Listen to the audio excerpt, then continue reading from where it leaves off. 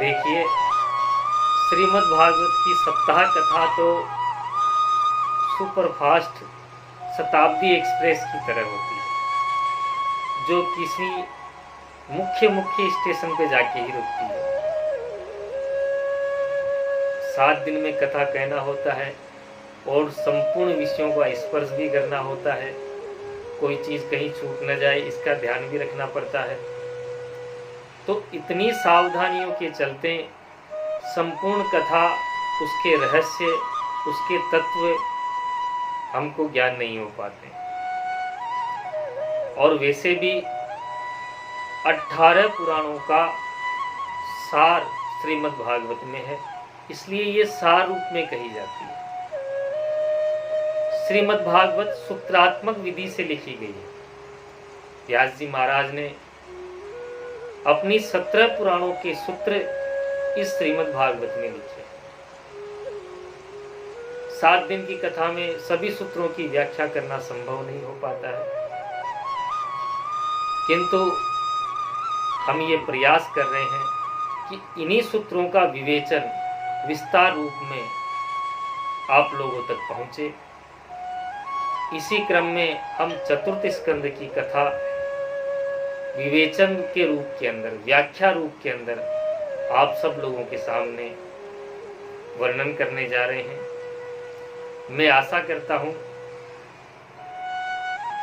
कि आप सबको ये बोधमय, ध्यानमय रूप में आपके जीवन को कृतार्थ करेगी। हालांकि मैं इतना ज्ञाता नहीं हूं, फिर भी सद्गुरुदेव भगवान की कृपा से जितना मुझ में ज्ञान है वो मैं प्रस्तुत कर रहा हूँ। यदि इसमें कोई त्रुटि हो तो दासानुदास समझकर क्षमा करें, और आशा करता हूँ कि आप अपना प्रेम इसी प्रकार बनाए रखेंगे। मनु महाराज की दूसरी पुत्री देवहूति हुई, जिसका विवाह महर्षि कर्दम जी के साथ हुआ। संपूर्ण त्रिभुवन इस वंश परंपरा से आच्छादित हो गया। कर्दम जी की जो ये पुत्रियां हैं, उनका जो वंश है दोहित्री वंश, श्रीमद् भागवत में इसका बहुत विलक्षण वर्णन मिलता है। ऐसा लिखा है भागवत जी में कि एस कर्दम दोहित्रे संतान कथित सव है। ये कर्दम दोहित्री का वंश वर्णन किया गया है। इसका कोई श्रद्धा पूर्वक श्रवण कर ले तो सद्य है, प्रतीक्षा की आवश्यकता नहीं है, कालांतर में भी नहीं।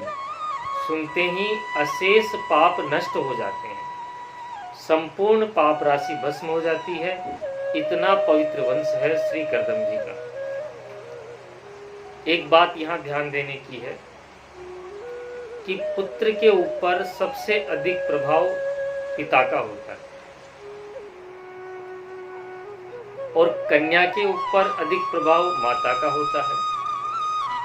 संस्कार दोनों में जाते हैं, लेकिन पिता के संस्कार विशेष पुत्र में और माता के संस्कार विशेष कन्या में।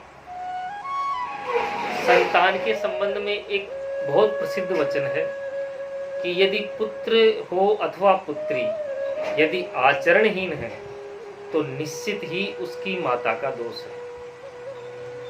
दुस्सीलम मात्र दोषेण, पुत्र अथवा पुत्री दुराचारी हो तो माता का दोष होता है।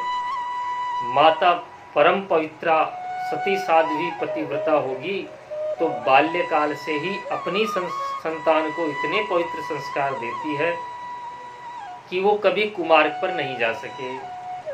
गर्भ से ही संस्कार उसको मिलने लग जाएंगे। और माता यदि स्वयं सावधान नहीं है तो संतान फिर अच्छी नहीं होगी। इसलिए दुस्सीलम मात्र दोषेण, पितृ दोषेण मूर्खता, पिता के दोष से संतान मूर्ख होती है। पुत्र अथवा पुत्री पढ़ी लिखी नहीं है तो ये माता का दोष नहीं, पिताजी का दोष है कि ठीक से शिक्षित नहीं किया और यदि कोई व्यक्ति गरीब है, निर्धन है, तो ये किसका दोष है? बोले दारिद्र्यम आत्मदोषेण है। दरिद्र है तो ये भगवान का दोष नहीं है, ये अपना ही दोष है। भगवान ने इंद्रियां, हाथ, पैर, आंख, नाक ये सब दिया है, तुमने भगवान की दी हुई शक्ति का उत्तम उपयोग नहीं किया, इसलिए तुम दरिद्र हो। तो दारिद्र्यम आत्मदोषेण। अब करदम जी कितने पवित्र आत्मा है, कितने निष्काम महात्मा है, आप विचार कीजिए कैसे पिता है। देवहूति इतनी सुंदरी थी कि गंधर्वराज विश्वावसु, देवताओं में अति सुंदर होते हैं गंधर्व, रूप में गंधर्वों की बात कही जाती है कि गंधर्व के समान रूप आए। तो गंधर्वराज विश्वावसु विमान में बैठकर कहीं जा रहे थे और बालिका देवहूति अपने पिता मनु महाराज के यहाँ स्नान करके, सुंदर श्रृंगार धारण करके एक पुष्प की गेंद से खेल रही थी। उस अनुपम मनोहारिणी कन्या को देखकर विश्वावसु इतना मुग्ध हुआ कि विमान से लुढ़ककर नीचे आ गया। आप सोचो, इतनी सुंदरी थी, त्रिभुवन सुंदरी, अनन्य सुंदरी थी देवहूति। और ऐसी देवहूति के साथ विवाह करके हजारों वर्ष तक वे तपने लगे रहे। उन्होंने एक बार भी देवहूति से पूछा तक नहीं कि देवी तुम कैसी हो। आंख उठाकर ठीक से एक बार देखा भी नहीं, बस पाणी ग्रहण के समय देखा था कि आज देखा जब देवहूति का शरीर द्वितीया की चंद्रकला के समान क्षीण दिखाई पड़ रहा है।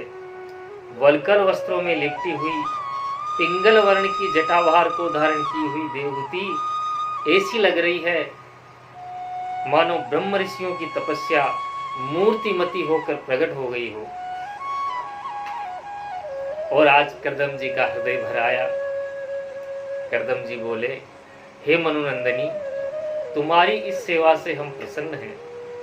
आप विचार करें, कैसी निष्कामता, ऐसी सुंदरी के साथ विवाह करके भी वे निर्विषयी और निर्विकार रहे। क्यों न हो, ऐसे जितेंद्रिय महापुरुष हो और ऐसी तपस्विनी पतिव्रता सती साध्वी पति प्राणा माता देवहूति हो, तो उनकी संतान क्यों न दिव्य होगी।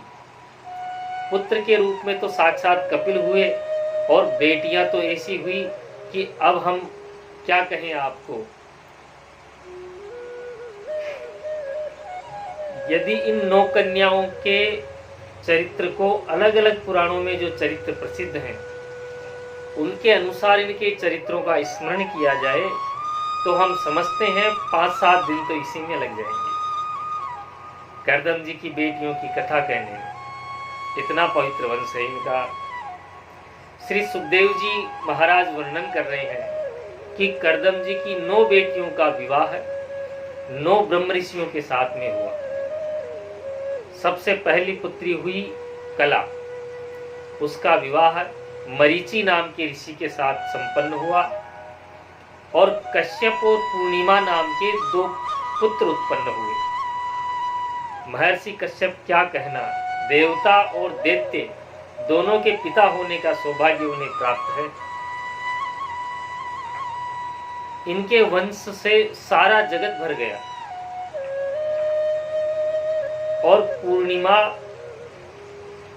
के 2 पुत्र हुए, विरज और विश्वंग। एक कन्या और हुई देवकुल्या। यही देवकुल्या कठोर तप करके भगवान को इसने प्रसन्न किया। अखंड ब्रह्मचर्य व्रत का पालन करते हुए कठोर तप किया और वर मांगा कि मेरा नित्य निवास आपके चरण कमलों में हो। तो भगवान ने इसे अपने चरणों में निवास दिया और साथ ही कहा कि मेरे चरणों में तो तुम्हारा शाश्वत निवास है ही, कालांतर में तुम त्रिभुवन पावनी गंगा के रूप में प्रकट होगी और सब जीवों को मेरे चरणों की प्राप्ति कराओगी। ऐसा आशीर्वाद भी दिया। यही देवकुल्या त्रिभुवन पावनी गंगा के रूप में प्रकट हुई भगवान के चरण कमलों में प्रविष्ट हुई। और जब वामन अवतार के समय श्री ब्रह्मा जी ने भगवान का चरण धोया तो ये देवकुल्या ही कमंडलू में गंगा के रूप में अवतरित हो गई। इसलिए देवकुल्या का नाम भी श्री गंगा जी है। ये गंगा जी के पूर्व जन्म की कथा है। बोलो गंगा मैया की जय। ऐसा पवित्र दोहित्री वंश हुआ जिसमें श्री गंगा जी प्रकट हुई। दूसरी पुत्री अनुसुईया, इनका विवाह महर्षि अत्रि के साथ में हुआ और उनसे भगवान दत्तात्रेय जी का आविर्भाव हुआ। देखो, बहुत ध्यान से समझने की बात है। अत्रि, इसमें नए समास है। अ माने नहीं और त्रि माने तीन। त्रिगुण जिसमें न हो, त्रिगुणातीत हो, उसे कहेंगे अत्रि। त्रिगुण रहित जो महात्मा हो उसे अत्रि कहेंगे। और ऐसे गुणातीत महात्मा की वृत्ति अनुसुईया होती है। जो गुणातीत होते हैं वह किसी में दोष नहीं देखते, किसी के दोषों का वर्णन भी नहीं करते। आप अत्रि हो जाओ, आपकी वृत्ति अनुसुईया हो जाए तो आपके अंतःकरण में भगवान दत्तात्रेय जी का प्रादुर्भाव हो जाएगा, भगवान का प्राकट्य हो जाएगा। ये संदेश है। अत्रि के यहाँ अनुसुईया के गर्भ से भगवान प्रकट होते हैं। हम अत्रि होवे, हम अनुसुईया होवे तो हमारे अंतःकरण में भगवान का प्रादुर्भाव हो जाएगा। और भगवान विष्णु के अंश से भगवान दत्तात्रेय जी प्रकट हुए। भगवान शंकर के अंश से दुर्वासा जी प्रकट हुए और ब्रह्मा जी के अंश से चंद्रमा प्रकट हुए। ये ब्रह्मा विष्णु महेश तीनों अत्रि के पुत्र के रूप में प्रकट हुए। अब बताओ कितना पवित्र वंश हुआ अत्रि जी का। त्रिदेवों ने ही संतान के रूप में जन्म लिया। विदुर जी महाराज ने पूछा कि ये सृष्टि के प्रधान तीनों देवता जगत की उत्पत्ति, पालन, संहार के मूल कारण है और इन्होंने गर्भ से जन्म लिया, ये बात समझ में नहीं आती। कौन सा ऐसा प्रयोजन था जिसकी सिद्धि के लिए इन्हें प्राकृत बालक के रूप में जन्म लेना पड़ा। मैत्रेय जी बड़े प्रसन्न भये और कहा कि ब्रह्मा जी महाराज ने अपने नेत्रों से अत्रि को प्रकट किया और सृष्टि रचना की आज्ञा दी और कहा कि तुम अपनी सहधर्मिणी अनुसुईया के साथ ऋक्षकुल नामक पर्वत पर तप करो। ये ऋक्ष नामक पर्वत चित्रकूट का ही एक भाग है, जहाँ इस समय अनुसुईया आश्रम है। आज भी वहाँ बहुत से ऋक्ष पाए जाते हैं। तो ऋक्ष नामक पर्वत पर आप कठोर तप करने लगे। वहां आज भी पलाश के बहुत से वृक्ष हैं। पलाश का वर्णन यहाँ भागवत जी में भी लिखा है। वहां महर्षि अत्रि ने अपने दाहिने पैर के अंगूठे के बल पर खड़े होकर के ऊर्ध्ववायु होकर के प्राणवायु को कुंभक में रोक करके 100 वर्ष तक कठोर तप किया। और उस तप के काल में एक मंत्र का जप कर रहे थे। वो मंत्र यह था, शरणं तं प्रपद्येय एव जगदीश्वरः प्रजामात्म समामय्यं प्रयच्छति चिन्तयन्। महात्मा भी बड़े चतुर होते हैं। उन्होंने गोल मटोल बात कही। बोले, उस परब्रह्म तत्व की हम शरण में हैं।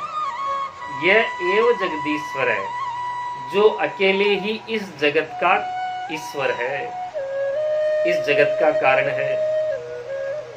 जो कोई भी जगत का ईश है, हम उसकी शरण में हैं और वह कृपा करके आत्म समाम प्रजामय्यम प्रयच्छतु इति चिंतयन्, वो अपने जैसी संतान हमें प्रदान करे। इतने बड़े निष्काम महात्मा भगवान को पुत्र रूप में क्यों चाह रहे हैं? देखिए, गृहस्थाश्रम की सफलता पुत्र की प्राप्ति में है। संतान की प्राप्ति में ही गृहस्थाश्रम की सफलता है। पुत्र हो तो सुअर, कुत्ते, गधे, घोड़े के यहाँ भी पुत्र होता है,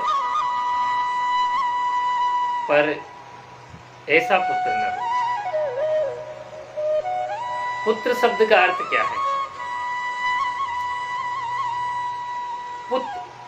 पुत्र शब्द का अर्थ होता है नरक, और त्र शब्द का अर्थ होता है त्राण।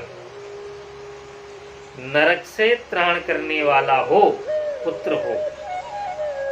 तो गृहस्थाश्रम में ही जाना है। बेटा ही हो तो भगवान ही बेटा के रूप में क्यों न हो। हमारा गृहस्थाश्रम अति सफल हो, इसी भावना के साथ उन्होंने ऐसा किया। इसलिए भैया, गृहस्थ हो तो इतने पवित्र आत्मा, सदाचारी, संस्कारवान बनो, धर्मनिष्ठ बनो कि ऐसी संतान हो कि पूर्वज भी कृतार्थ हो जाए, तुम्हारा पितृत्व सफल हो जाए और जन्म देने वाली माता का मातृत्व सफल हो जाए। ये चाहिए। सबके संतान नहीं होती बढ़िया। और स्कंद पुराण का श्लोक है, बहुत बढ़िया श्लोक है, लिखने योग्य श्लोक है। पुण्य क्षेत्रे कृतम येन तप क्वापि दुष्करम तस्य पुत्रो भवेद्वस्य समृद्ध धार्मिक सुधिः। किसी पुण्य पवित्र तीर्थ में इस जन्म में अथवा जन्मांतर में जिसने कठोर आराधना, तपस्या, उपासना की हुई होती है, उसी के इस प्रकार की संतान होती है। तस्य पुत्रा भवेद। कैसा पुत्र हो? वश्य। वश्य के दो अर्थ होते हैं। एक अर्थ तो ये होता है कि जितेंद्रिय हो, अंतर इंद्रिय बहिर इंद्रियों को बस में रखने वाला होता है। और दूसरा अर्थ होता है माता पिता के बस में रहने वाला होता है, आज्ञाकारी, आज्ञापालक, वश्य है।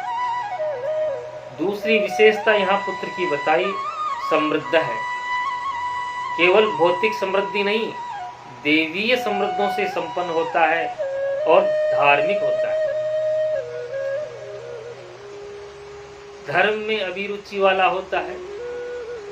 तीसरी विशेषता बताई यहाँ, सुधि ही, सुधि होता है। सुधि शब्द के दो अर्थ हैं। सुशोभनार धीर यस्य असो सुधि। उत्तम बुद्धि। उत्तम बुद्धि किसको कहेंगे? संसार में लगी हुई बुद्धि अधम बुद्धि है, और भगवान में जिसकी बुद्धि लगी हुई हो वो सुधि है। दूसरा अर्थ होता है ध्यान के अर्थ में, शोभनम ध्यानम यस्य। जो आत्म ध्यान करने वाला हो, समाधि लग जाती हो, वो भी सुधि है। ऐसा पुत्र सबको प्राप्त नहीं होता। तो अत्रि जी ने कठोर तप किया, तीनों देवता सामने प्रकट हो गए। बोले ब्रह्मा जी महाराज की जय, विष्णु जी महाराज की जय, शंकर जी महाराज की जय। तीनों देवता प्रकट हो गए। कैसे प्रकट हुए? तो बोले प्रणम्य दंडवत भूमा उपतस्येर्णहांजलि वृष हंस सुपर्णस्थान स्वे स्वे चिन्हेस चिन्हिताम।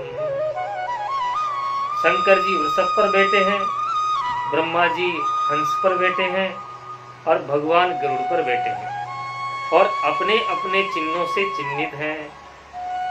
श्री शंकर भगवान डमरू, त्रिशूल आदि धारण किए हुए हैं और श्री ब्रह्मा जी वेद, कमंडलु, अक्षमाला आदि धारण किए हुए हैं। भगवान नारायण शंख, चक्र, गदा, पद्म धारण किए हुए हैं। अत्यंत कृपा भरी दृष्टि से उन्होंने अत्रि जी की ओर देखा। इतना दिव्य प्रकाश हुआ कि अत्रि जी ने अपने दोनों नेत्र बंद कर लिए। तद्रोचिसां प्रतिहते निमील्य मुनि रक्षिणी। फिर धैर्य धारण करके नेत्र खोले और स्पष्ट त्रिदेवों का दर्शन किया।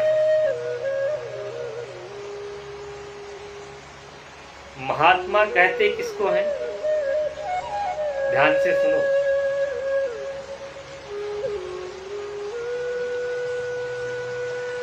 यदि हम ठेठ भाषा में कहें, खुली भाषा में, तो जो मुंह फट होता है वो महात्मा होता है। बहुत अधिक निर्मल हृदय के होते हैं, उनमें छिपाव दुराव नहीं होता। अत्रि जी कह रहे हैं कि हे भगवान, आप कृपा करके ये बतावें कि तेभ्यः क एव भवतां मम इहोपहूत है। आप बताओ, हमने किसको बुलाया आप तीनों में से?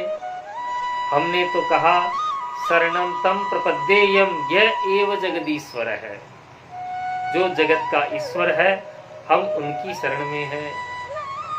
तो जगत का ईश्वर तो कोई एक ही हो सकता है। ये तो तीन बुलाए, 13 आए। दियो दाल में पानी, कम पड़ी तो हमने जानी। हमने तो एक को बुलाया, आप तीन कैसे चले आए? तो आप खुद ही बताओ, आप में से जगदीश्वर कौन सा है? बोलो भक्त वत्सल भगवान की। बताओ, ऐसी बात कोई पूछ सकता है भगवान से? पर ये अत्रि जी महाराज निर्मल हृदय है, उन्होंने भगवान से ही प्रश्न कर दिया। अत्रिरुवाच है विश्वोद्भव स्थिति लयेषु विभज्यमानेर माया गुणेरनुयुगं विगृहीत देहा ते ब्रह्म विष्णु गिरिशा प्रमृतोऽस्म्यहं वै तेभ्यः क एव भवतां इहोपहूतः।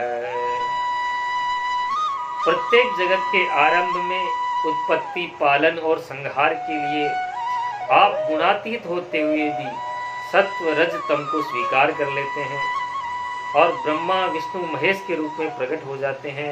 मैं आपको प्रणाम करता हूँ। आप ही निर्णय करके बता दीजिए कि हमने तीन में से किसको बुलाया? जगत का ईश्वर कौन सा है? क्यों?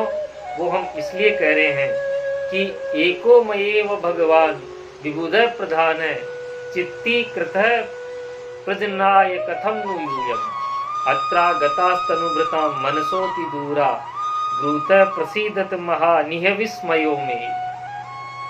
हे भगवान, मैंने तो संतान की प्राप्ति के लिए एक ही जगदीश्वर का चिंतन किया था, फिर आप तीनों ने पधारने की कृपा कैसे कर दी? हे भगवान, देहधारियों का प्राकृत मन आप तीनों देवताओं के निकट नहीं पहुंच सकता है और हमारे जैसे गृहस्थ व्यक्ति के सामने आप प्रत्यक्ष प्रकट हो गए हैं। हमें इसमें बड़ा आश्चर्य हो रहा है।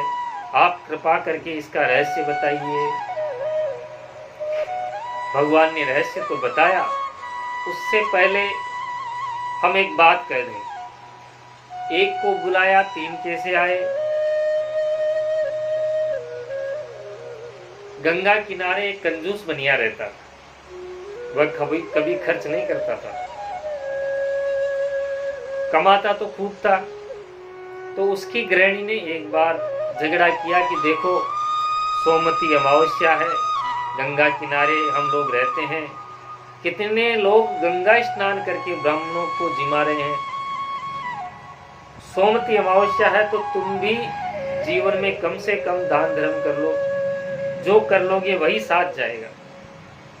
बनिया ने सोचा कि भाई नहीं कराऊंगा तो ये महीनों तक झगड़ेगी, इसलिए चलो घर में क्लेश न हो, इसके लिए उन्होंने स्वीकार तो कर लिया, परंतु अपनी चतुराई दिखा दी। क्या? वो जो कुल पुरोहित थे बनिया के, वो पुरोहित जी का सबसे छोटा लड़का था छऊ। उनके 6 पुत्र थे, जो सबसे छोटा था इसलिए उसका नाम छऊ रख दिया, छठा था वो। तो उस बनिया ने सोचा ब्राह्मण को ही जिमाना है तो पुरोहित जी तो ज्यादा खाएंगे, छऊ अभी छोटा बच्चा है, 7-8 साल का है, कम खाएगा, उसी को बुला लेते हैं। वो गए, बोले देखो सोमवती अमावस्या है और छऊ को भेज देना प्रसाद पाने। तो पंडित जी ने कहा ठीक है। पंडित जी ने क्या किया कि छहों भेज दिए। उनके जो 6 पुत्र थे 6 के 6 भेज दिए। वो अपनी बुद्धि लगा रहा था पर पंडित जी ने छहों भेज दिए। जब छहों आ गए तो वे छहों बैठ करके घर में आए। ब्राह्मण को कैसा कहा जाए कि मत खाओ, वो तो सबके सब बैठ गए पाने के लिए। यही नहीं कहना पड़ा बनिए को कि महाराज विराजमान हो जाओ।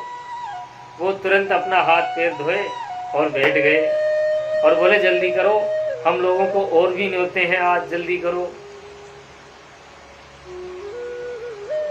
तो बनिए को लज्जा तो थोड़ी हुई पर उसने पत्तल परोस दी। इस हिसाब से उसने रसोई बनाई थी कि ब्राह्मण भी जीम लेगा और घर के लोग भी पालेंगे।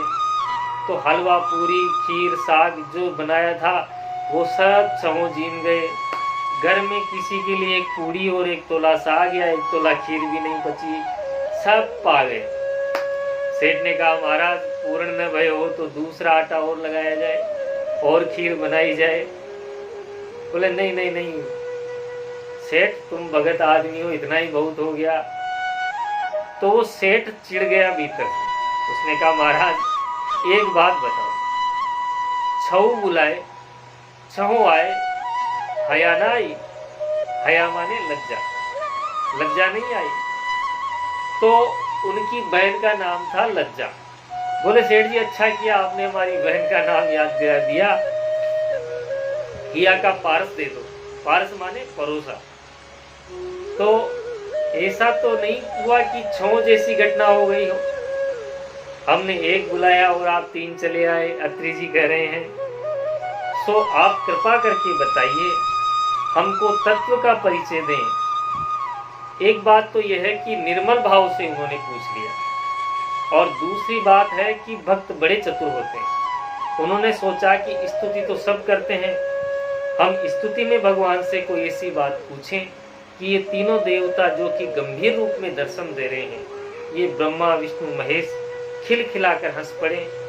तो इस प्रकार की बात पूछी। इसलिए यहाँ मूल में लिखा है उनकी बात सुनकर तीनों देवता हंस पड़े। तो लगता है त्रिदेवों की हंसी का दर्शन करने के लिए उन्होंने इस प्रकार की बात पूछी। और दूसरी बात यह है कि तत्व का उपदेश भी वे प्राप्त करना चाहते हैं। तीनों देवताओं ने एक साथ कहा देवा उचुहु, देखो ब्रह्म से, यथा कृतस्ते संकल्पो भाव्यम ते नैव नान्यथा सत्संकल्पस्य ते ब्रह्मन् यद्वे ध्यायति ते वयम्। हे ब्रह्मर्षि अत्रि, आप जैसे महात्मा, आपके जीवन में सत्य की परिपूर्ण प्रतिष्ठा होने के कारण उनके भीतर का कोई भी संकल्प मिथ्या नहीं हो सकता, वे सत्य संकल्प ही होते हैं। आपने संकल्प किया कि जगत के ईश्वर मेरे सामने प्रकट हों, तो आप ध्यान पूर्वक यह समझ लो कि हम तीनों में से अकेले कोई भी जगत का ईश्वर नहीं है, हम तीनों मिलकर के जगत के ईश्वर हैं। आरती में भी तो लिखा है प्रणवाक्षर के मध्य ये तीनों एका। तो भगवान नारायण बोल रहे हैं कि मैं ब्रह्मा रूप से जगत की सृष्टि करता हूँ और मैं शिव रूप से जगत का संहार करता हूँ और मैं नारायण रूप से ही जगत का पालन करता हूँ। हम तीनों देवता देखने में 3 हैं, तत्वतः तीनों एक ही हैं। यहाँ एक बात बड़ी अद्भुत कही, भगवान कह रहे हैं त्रियाणाम एक भावानाम, हम एक भाव वाले हैं। इनमें जो भेद की दृष्टि रखता है वो तत्वों से विमुख हो जाता है, इसलिए भेद नहीं रखना चाहिए।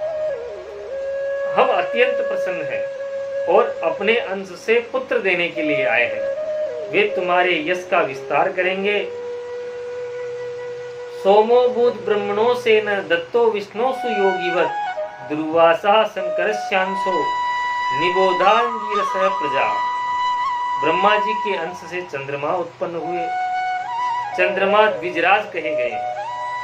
सोमोस्माकम ब्रह्मणाना गुण राजा, हम ब्राह्मणों के राजा ही सोम हैं। चंद्रमा उनको ब्राह्मणों का राजा कहा गया है। चंद्रमा का स्वरूप है पलाश। चंद्रमा के अंश से ही पलाश की उत्पत्ति हुई है, इसलिए पलाश यज्ञीय वृक्ष माना जाता है। ब्राह्मण ब्रह्मचारी इसलिए यज्ञोपवीत के काल में पलाश का दंड धारण करते हैं। और पद्म पुराण में भी लिखा है कि पलाश के वृक्ष के नीचे बैठकर जो ब्राह्मण गायत्री आदि का जाप करता है वह सद्य मंत्र सिद्ध होकर के ब्रह्म तेज को प्राप्त कर लेता है। मंत्र सिद्धि और ब्रह्म तेज की प्राप्ति के लिए पलाश के वृक्ष का बड़ा महात्म्य लिखा है। और चंद्रमा वनस्पति का भी राजा है, औषधियों का राजा है, ब्राह्मणों का राजा है। सूर्य हमारे जीवन में जितना उपयोगी है उससे कम उपयोगी चंद्रमा नहीं है। चंद्रमा भी हमारे जीवन में बहुत उपयोगी है।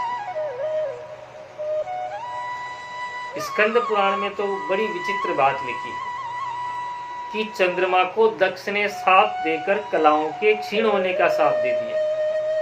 कहते हैं ये साप इसलिए दिवाया गया कि चंद्रमा सदा पूर्ण रहते तो सृष्टि में कोई मरता ही नहीं, किसी की मृत्यु नहीं होती। चंद्रमा पूर्ण होते तो सब अमर हो जाते।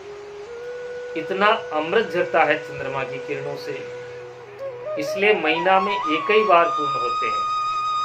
सृष्टि की प्रक्रिया सही बनी रहे तो चंद्रमा का स्वरूप पलाश होने के कारण कोई भी जंगली जानवर पलाश को नहीं खाता। बकरी नहीं खाती, बकरी भेड़ किसी वनस्पति को नहीं छोड़ती, परंतु पलाश को नहीं छूती है। गाय नहीं खाती, भैंस नहीं खाती, कोई नहीं खाता है।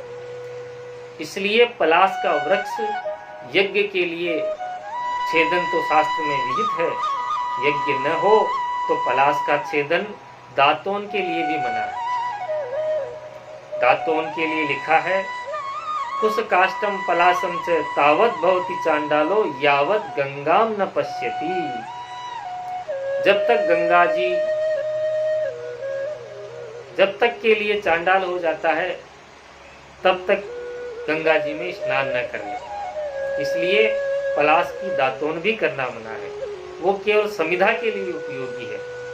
और पलाश के दोना पत्तल में ब्राह्मण को, संत को आप भोजन कराएं तो आपको स्वर्ण पात्र में जिमाने का पुण्य मिलेगा। इसलिए पितरों को श्राद्ध में यदि श्राद्धीय ब्राह्मण का पलाश के पत्ते में भोजन कराया जाता है तो पितरों की अक्षय तृप्ति होती है। पलाश की संविधा का इतना महात्म्य है कि घी नहीं हो पास में, तिल जो साकल्य कुछ भी न हो, तो अग्नि को प्रज्वलित करके केवल पलाश की संविधा को स्वाहाकार करके आप समिधा अग्नि में डाल दें तो उसी से आपका अग्निहोत्र संपन्न हो जाएगा। किसी आवाहनीय द्रव्य की भी आवश्यकता नहीं है। इतना महत्व है पलाश का। तो चंद्रमा उत्पन्न हुए ब्रह्मा जी के अंश से। चंद्रवंश को भगवान ने कृतार्थ किया। चंद्रवंश में भगवान श्री कृष्ण का प्राकट्य हुआ। आज की कथा का यही विराम। कल भगवान शिव जी के अंश से दुर्वासा जी का प्राकट्य और भगवान नारायण जी के अंश से दत्तात्रेय भगवान का प्राकट्य और आगे की कथा का श्रवण करेंगे। इसी के साथ ही राधे राधे।